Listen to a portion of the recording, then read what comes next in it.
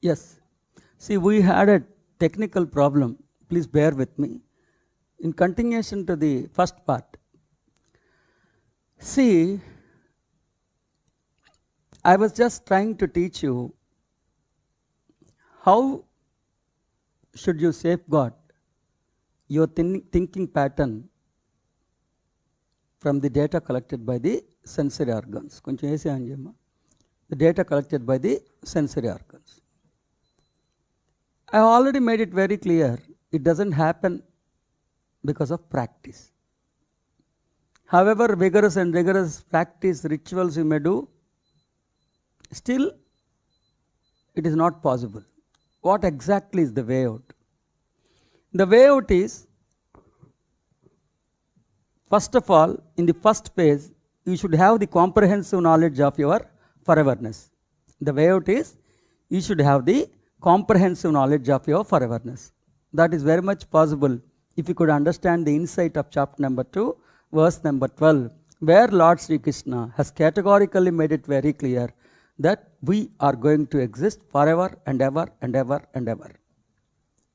So once you have realized that you are going to exist forever, and next, if you are viewing this particular character, this present scenario, if you are analyzing this present scenario, this particular character, from the point of view of your foreverness, you will also realize that this character itself is not really real, because you have been playing so many number of characters.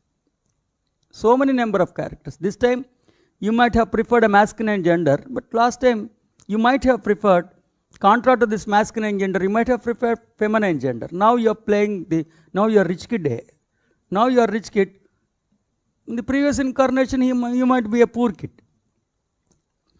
So, if you are viewing the life from the point of view of your foreverness, you will also realize that this character itself is not really real. It's like a passing cloud.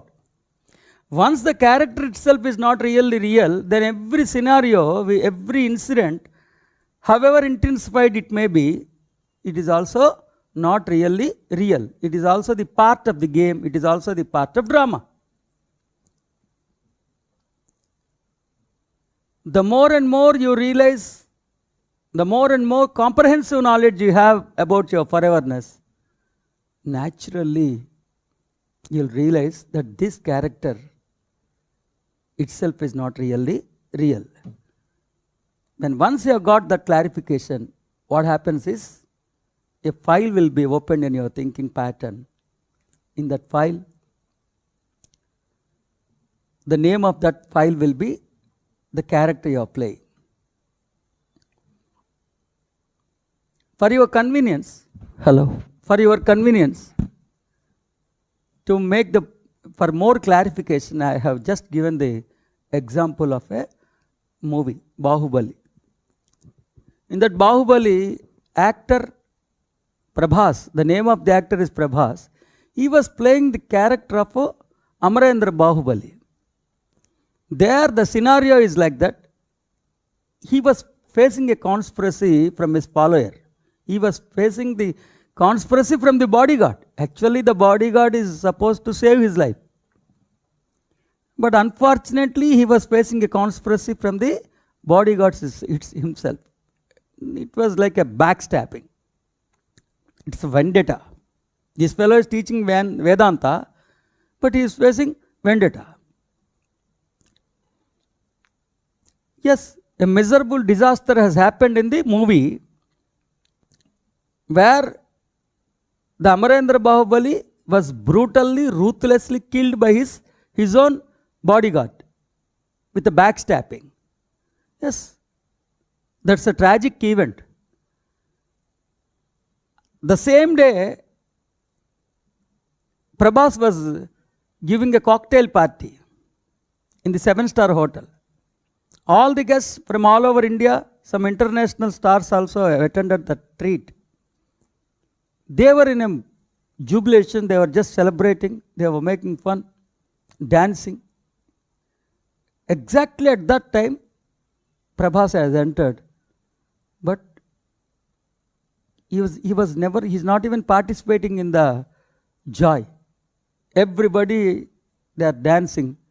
But this fellow was so sad, so upset, so disappointed, so depressed.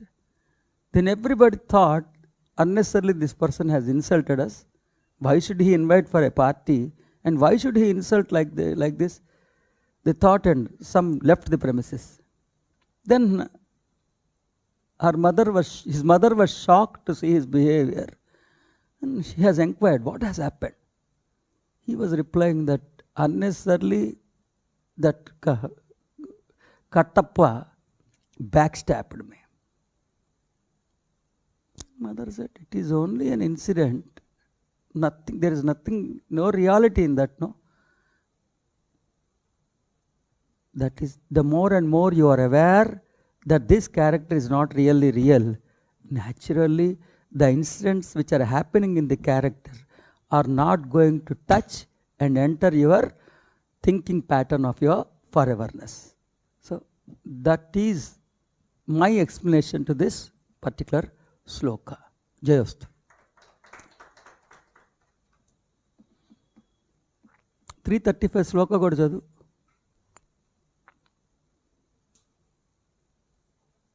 So your relationship with your character is just like the relationship between actor and the character played by the actor in that particular movie. Okay? Yes. 335. Shreyan swadharmo vigunaha paradharmat swanushtitat swadharme nidhanam shreyaha paradharmo bhayavahaha. 335. Righteousness, righteousness, righteousness. Self-righteousness always plays a vital role in one's enlightenment.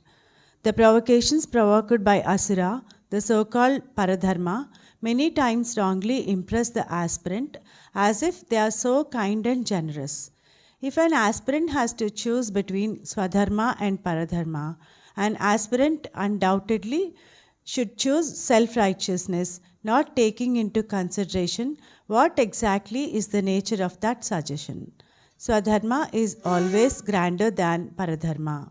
An aspirant should be so committed towards Swadharma, even at the cost of his life, he should still implement and execute the Swadharma only. Executing, adopting the provocations of Asura is always dangerous. Always dangerous. Righteousness, righteousness, righteousness. Self-righteousness always plays a vital role in one's enlightenment.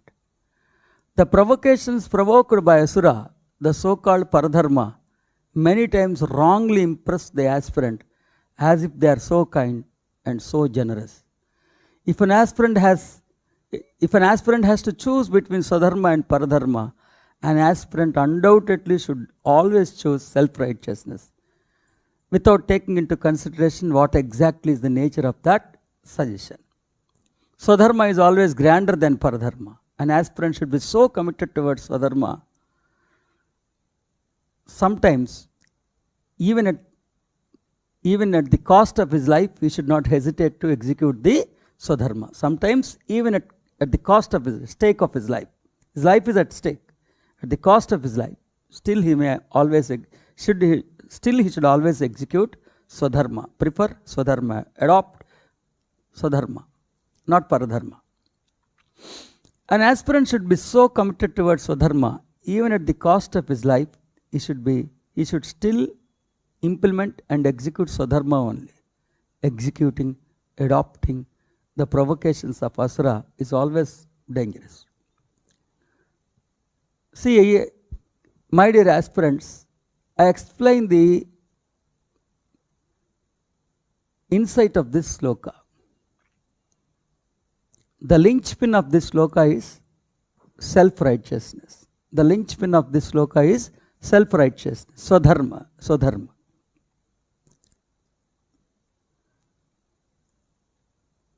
See, always हमारा अंदर में मारामारी होती है. स्वधर्म और परधर्म के बीच में मारामारी होती ही रहती है. Always there is in inside there is a war. One is self-righteousness, and the other is what exactly is self-righteousness? What is paradharma? What is swadharma and what is paradharma?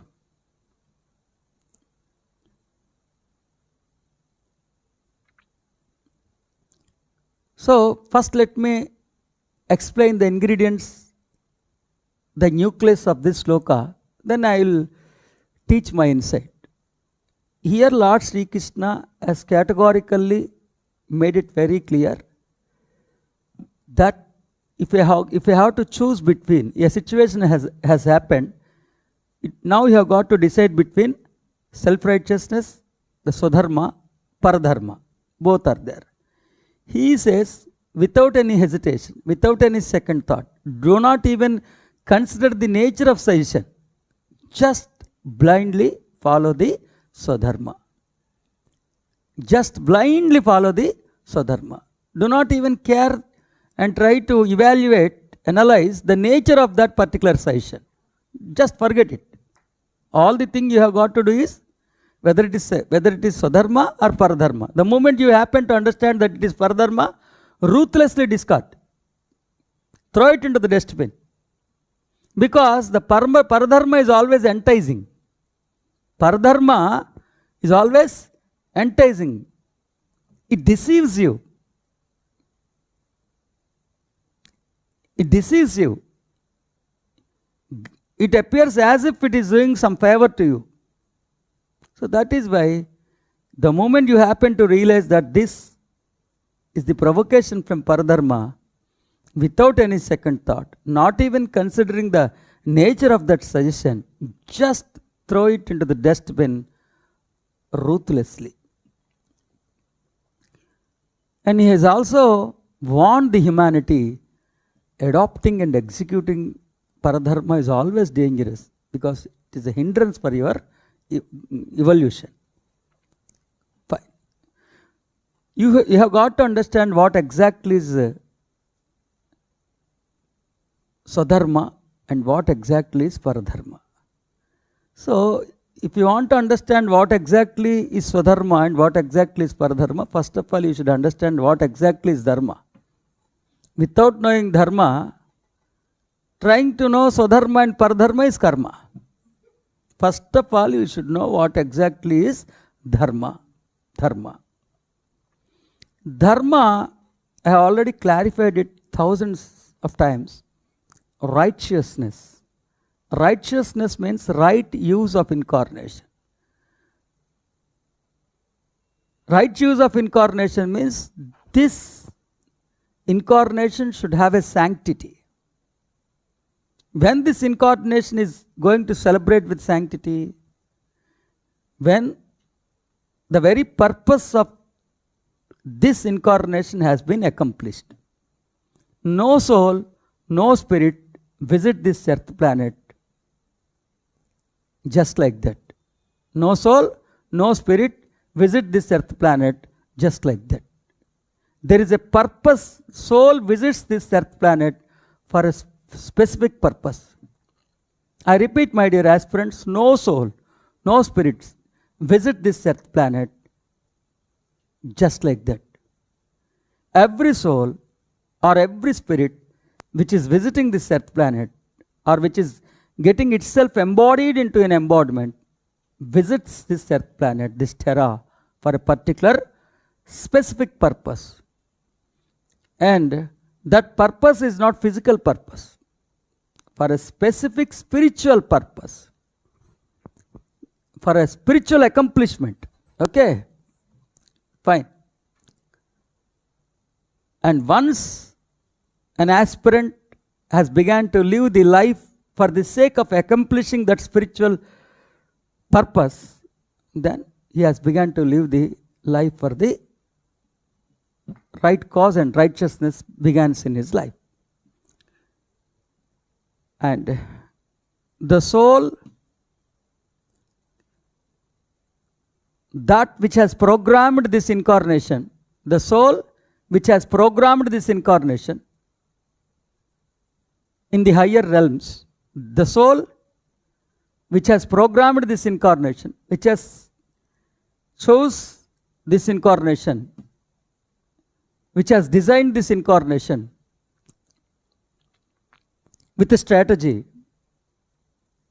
that soul has also visited this earth planet.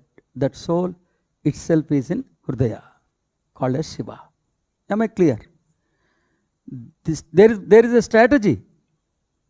That soul in the higher realms have decided to visit this Terra once again. That decision is not being taken by this character because this character is not there. Who has taken this decision? Soul. Whether the character is there? No. Because this character is yet to happen. Suppose I am playing the character of Vivek right now. But the character of Vivek is not being selected by the Vivek because Vivek was not there. Am I clear? Then who was selecting the character of Vivek? The soul was selecting the character of Vivek. Why? The soul wants to visit this earth planet once again. Why? To accomplish its spiritual purpose. It has selected its spiritual purpose, the target, and it has also selected a strategy to execute, to accomplish its target. So that soul which has selected, which has chosen to visit this earth planet once again, which has fabricated this embodiment, which has programmed this incarnation, which has strategically designed a strategy to accomplish its target, that soul with that strategy is right now captivated in your heart, the so-called Shiva, the so-called Atman, the so-called Atman. It is alive or dead? It is very much alive.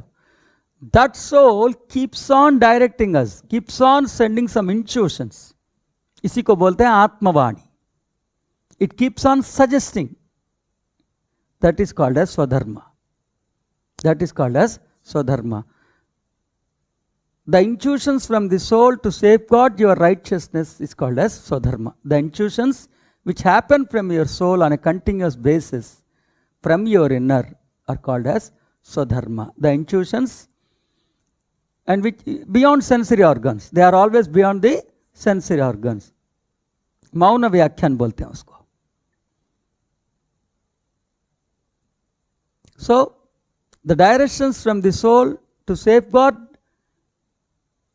your life from the spiritual point of view, which always trying to adopt the strategy, that is called as self-righteousness. Am I clear? What exactly is self-righteousness? Again, I am repeating. My dear aspirants, supposing right now I am playing the character of Vivek. Who has selected this character of Vivek? Because Vivek has come into my life when I have selected the character of Vivek. Vivek was not selecting Vivek. Who was selecting this character? I'll tell you. In the higher realms, you may name it as heaven or you may name it as anything you like. But in the higher frequency, when your previous incarnation has been sufficiently completed, you will analyze, the soul will analyze whether it is able to accomplish its spiritual target. If so, what are the targets accomplished and what are the targets left over? What are the targets which is yet to, what are the targets which are yet to accomplish? Okay, fine. Then, to accomplish the unfulfilled spiritual targets, again the soul decides to visit this Terra once again. That decision is being taken by whom? The so-called Atman or Mahashiva. By you, the true self. Fine. And this time, it analyzes. Why I have missed last time? So taking into the consideration of the failures of the previous incarnation, this time with a beautiful strategy, with an advanced strategy, it will program, design this incarnation. And the soul has also visited this earth planet. Where is the soul? It is captivated in the heart. And that soul is called as Atman or Shiva. And that soul is not quiet. It is always aware, it is always alive. It keeps on directing in every situation what to do, what not to do. So those directions from the Atman, which is always trying to safeguard your spiritual journey, that is called as Swadharma. What exactly is Paradharma? What exactly is Paradharma? Paradharma, the Asura, it's a false attitude or the wrongful thinking pattern. When we have forgotten our true self, when we have begun to identify ourselves with the embodiment we are wearing and the character we are playing, we have given birth to a wrongful thinking pattern.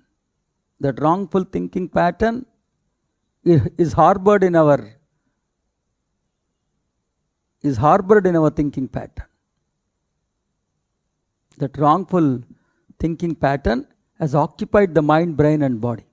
It is harbored. We are anchored to it for eons together, for incarnations together. That accumulated wrongful thinking pattern for eons together is called as Asura, which always provokes, which is always enticing. Lure. It is always tempting. I think you might have, I don't know whether you know Swadharma or not, but everybody is quite aware of Paradharma, or the provocations from the Asura, which keep on suggesting you like jealousy, hate, revenge, backstabbing. All these are the temptations of Asura, Paradharma. So, what Lord Sri Krishna suggests is, there are two faculties which are very much inherent within you. One is Swadharma, the other is Paradharma. And without any second thought, give almost the top priority to Paradharma, Swadharma, never to Paradharma. Never to Paradharma. And he has also warned us, cautioned us, be cautious. He said, be cautious. Because the Paradharma is trickish. Paradharma is trickish. Sometimes it appears as if it is for your benefit, as if it is advising for your benefit. So that is why Lord Sri Krishna has warned us, because you do not analyze what exactly is the nature of suggestion. Blindly throw the Paradharma into dustbin. Now your question will be, how do I know what exactly is Swadharma, what exactly is Paradharma? There is no need for you to know what exactly is Swadharma every time. With a committee, ask yourself whether it is Swadharma or Paradharma. No need. For your entire life, if you apply this policy, it is enough. When you are quite aware that there is a soul which is very much inherent within you, which is always directing you in the right way, then blindly you should say, whatever is the advice from the soul, it is bound to happen. My intelligence every time need not bother to know whether it is Swadharma or Paradharma. Whatever is the suggestion from the soul, it should happen. Whatever a temptation from the personality, it should never be executed. Okay? If you have taken this policy, if you are into this type of strategy, that's it. That's it. It is enough if you know that there is a soul within you. It is enough if you know that there is a soul within you, and the soul is always directing you in a right way. So if you happen to have any confusion, if you want to take a decision, then what should be your decision? Whatever is the direction from my soul, it should be executed in my life. I do not know what is the direction from soul, what is the direction from Asura. But the temptations of the personality should never be executed in my life. It's a decision which I have taken forever. That's it. If you say yes, the soul within will safeguard you. He can take care of yourself, and he can see that the so-called asura is not going to enter into your inner consciousness. That's it. That's it. Shifting our gears to sloka number 3, verse number 36.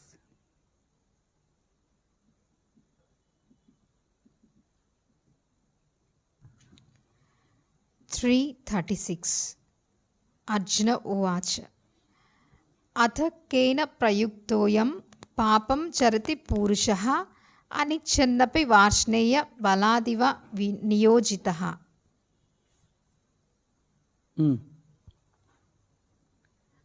Arjuna, a sincere aspirant of Lord Sri Krishna, was seeking a clarification from his guru.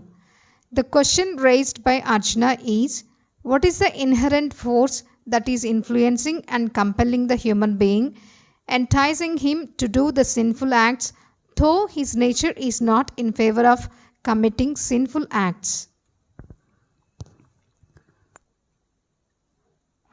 So, 336, the aspirant was seeking a clarification from his master teacher, the scholarly being, the enlightened being. He said, you are telling about Swadharma and Paradharma. From your teaching, it is implied that the so-called Paradharma is also inherent within us. Okay, na? Can you just give the details of that Paradharma? Can you just give me the details of Paradharma? His feeling is like that, but the words used by him are, from your teachings, I was able to understand that there is a faculty which is very much inherent within us, that is compelling us, which is always trying to provoke us, entice us, and guide us in the wrongful way. Many times the human beings are tempted to execute that wrongful directions, though in principle he is against that sinful acts, that the wrongful life. Okay? Though in principle he is not interested in executing the shameful deeds, but there is a force which is compelling him to act against his will and wish. What is that force which is compelling the human being to act against his will and wish? What is that force? Can you just give me the details of that force? What exactly is the faculty which is compelling human being to act against his will? No human being is interested to do the sinful acts like jealousy, hatred, revenge, vendetta. No human, we are not interested.